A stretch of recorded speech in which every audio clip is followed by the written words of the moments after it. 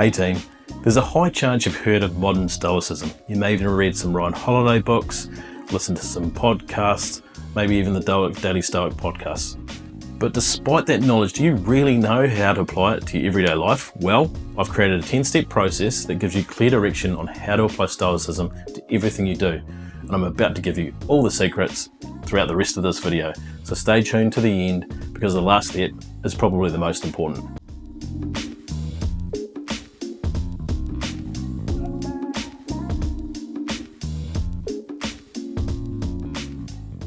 G'day team, it's Gareth here again, and this is the Purposeful Humans channel helping you on your journey to finding your purpose as a human being. So before we get into the simple secrets of applying Stoicism in our actions in everyday life, I thought I'd better explain just what this modern Stoicism thing is if you haven't been exposed to it.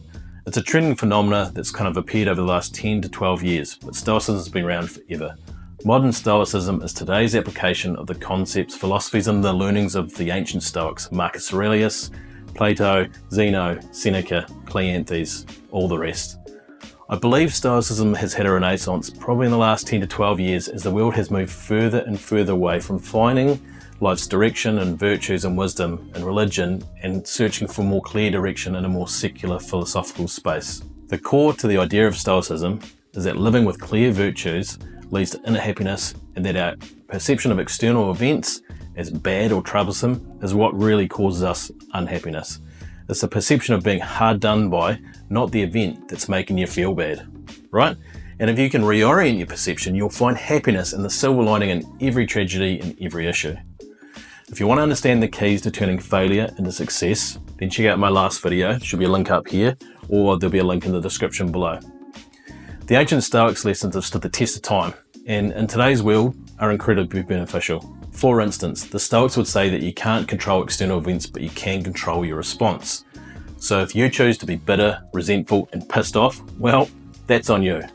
If you choose to deal with the event in a positive way by taking action with virtue, calm, and clear thought, then regardless of the outcome, you'll be happy with your approach and your thoughts.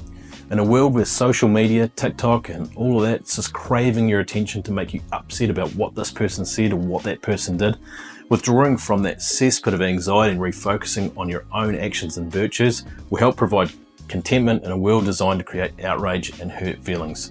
But it can be pretty hard to turn some of these philosophies into actionable steps, right? That can be true, but today I've done the hard work for you. So let's get into my 10-step Stoic checklist.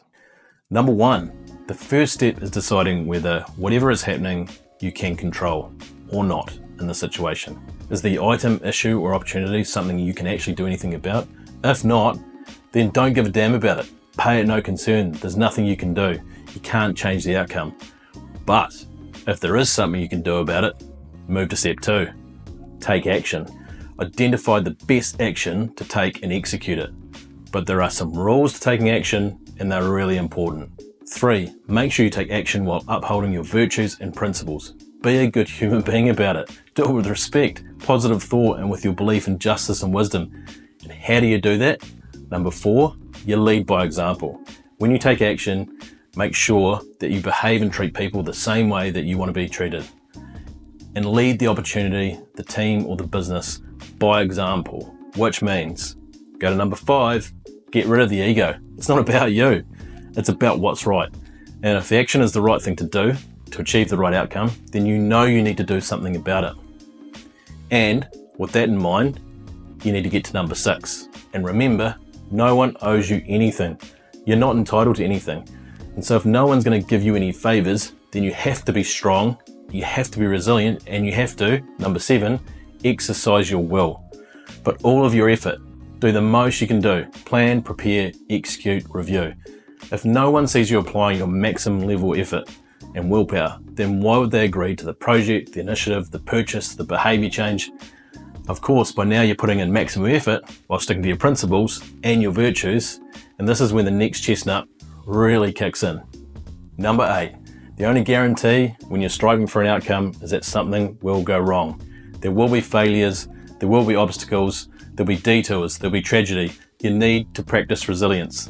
The obstacle is the way, and you need to be water and work out how to get around the obstacle and continue to move forward. And to do this, you must ensure you follow step 9. You must not react to problems, but instead take a deep breath and choose or select the best response to get the best outcome. Any outcome is the product of two things, the event and the response. If you react negatively, the outcome will be negative. The Buddhists put it another way. They say pain equals event times resistance. There will be problems and obstacles, and if you get pissed off with the problems and obstacles, then your resistance will lead to pain. Try to be happy that you are well equipped to handle the obstacles by following this very list. And if you get through step 9, the most important step, the step that is the clincher. Number 10, be grateful. You did everything you had to do. Whether you were successful or not, the outcome will be the best outcome based on your approach, your willpower, your resilience, and the factors you can control. Be thankful that you had the opportunity, and be thankful for whatever outcome occurred.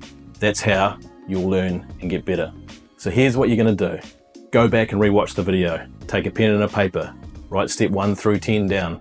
The next time you're faced with a challenge or a failure, stop. Don't react. Pull out your 10 steps and start applying them 1 through 10.